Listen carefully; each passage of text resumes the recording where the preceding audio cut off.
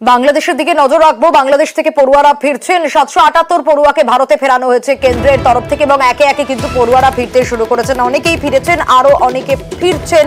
বহু পড়ুয়া কিন্তু এখনো আটকে রয়েছে বলেও জানা যাচ্ছে।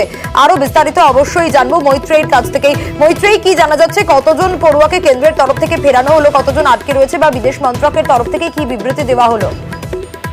দেখো, বিদেশ মন্ত্রকের তরফ থেকে আজকে বিবৃতি দিয়ে যেটা জানানো হয়েছে যে এখনো পর্যন্ত বাংলাদেশ থেকে 778 জন ভারতীয় পড়ুয়া যারা বিভিন্ন ল্যান্ড বর্ডার দিয়ে মূলত ঢাকা এবং চট্টগ্রাম থেকে তারা ফিরেছেন ভারতে, এবং একই সঙ্গে আরো 200 জন পড়ুয়া তারা বিমান পথে ভারতে ফিরেছেন।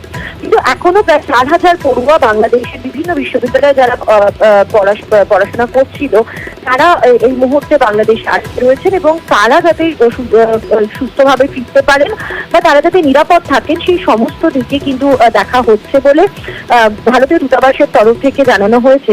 বিদেশ মন্ত্রক তারা যেটা জানাচ্ছেন যে এই মুহূর্তে দাঁড়িয়ে যে পরিস্থিতি রয়েছে তাতে ভারতীয় যারা রয়েছেন এবং বিশেষত যারা ভারতীয় পড়ুয়ারা রয়েছেন তাদের জন্য 5টি হেল্পলাইন চালু করা হয়েছে। ঢাকা, চট্টগ্রাম সহ মোট 5টি শহরে এই 5টি হেল্পলাইন রয়েছে, যেগুলি 24 ঘন্টার জন্য খোলা রয়েছে। এই হেল্পলাইনে সমস্ত ভারতীয় যারা রয়েছেন, যারা আটকে পড়েছে বাংলাদেশের বিভিন্ন শহরে, তারা যোগাযোগ করে তারা সহযোগিতা চাইতে। একদিকে যখন এদিকে নজর রেখেছি, তারই পাশাপাশি অবশ্যই নজর রাখতেই হচ্ছে বাংলাদেশ থেকে ভারতে ফেরত, নেপাল, ভুটান, মালদ্বীপের পড়ুয়াদের দেশে ফেরত। আরো বিস্তারিত শুভঙ্করের থেকে জানবো। শুভঙ্কর, কোচবিহারের চ্যাংরাবান্ধা চেকপোস্ট দিয়ে দেশে ফিরলো কতজন পড়ুয়া?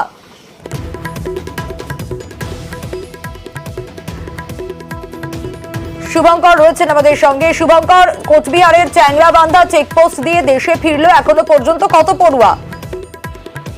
দেখো, বাংলাদেশের বিভিন্ন মেডিকেল কলেজে ভারত, নেপাল, ভুটান এবং মালদ্বীপের বহু পড়ুয়া রয়েছে।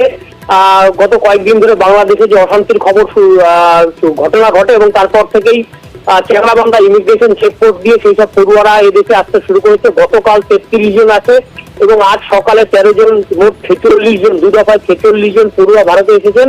এদের মধ্যে বেশ কিছু নেপাল, ভুটানের পড়ুয়া রয়েছেন এবং বাকিরা মালদ্বীপ ও ভারতের পড়ুয়া রয়েছেন। এদেশে চ্যাংরাবান্ধা দিয়ে এদেশে প্রবেশের পর তারপর তাদের বাড়ির লোকেরা এসে গাড়ি ভাড়া করে তাদের বাড়িতে নিয়ে যায়। পাশাপাশি বেশ কিছু পর্যটক যারা বাংলাদেশে গিয়েছিলেন এবং বাংলাদেশেরও কিছু লোক যারা ভারতে এসেছিলেন ভিসা নিয়ে, তারাও ফিরতে শুরু করেছেন বেশ। এবং এরই পাশাপাশি অবশ্যই নজর রাখবো বাংলাদেশ থেকে পড়ুয়া পর্যটক তারা ফিরছেন। শিলিগুড়ির ফুলবাড়ি সীমান্ত দিয়েও কিন্তু দেশে ফিরছে। আরো বিস্তারিত পার্থর কাছ থেকে জানবো। পার্থ, ছাত্র আন্দোলনের জেরে কিন্তু উত্তাল হয়েছে বাংলাদেশ, এবং তারপরে কিন্তু গত কয়েকদিন ধরে আমরা দেখছি এই ছবি ইন্টারনেট পরিষেবা বন্ধ, এবং এই ছাত্র আন্দোলনের জেরে কিন্তু প্রতিটি শিক্ষা প্রতিষ্ঠান অনির্দিষ্টকালে বন্ধ রাখা হয়েছে। আর তাতেই কিন্তু বেশিরভাগের পড়েছিল যেখানে যারা পড়তে গিয়েছিল, বিশেষ করে আমাদের এখানকার নেপালের বহু পড়ুয়া তারা কিন্তু বাংলাদেশে পড়াশোনা করে তারা এই শিলিগুড়ি হয়ে তারা ফুলবাড়ি সীমান্ত ধরে তারা পৌঁছত বাংলাদেশে, এবং এই উত্তাল বাংলাদেশে উত্তাল হয় তারা কিন্তু ধীরে ধীরে ফিরে আসে। গতকাল থেকে তারা ফিরতে শুরু করে। আজও বেশ কয়েকজন কিন্তু এই পড়ুয়া তারা ফিরে এসে, শুধু তারাই না, শুধু পড়ুয়ারাই একেবারে বেশ।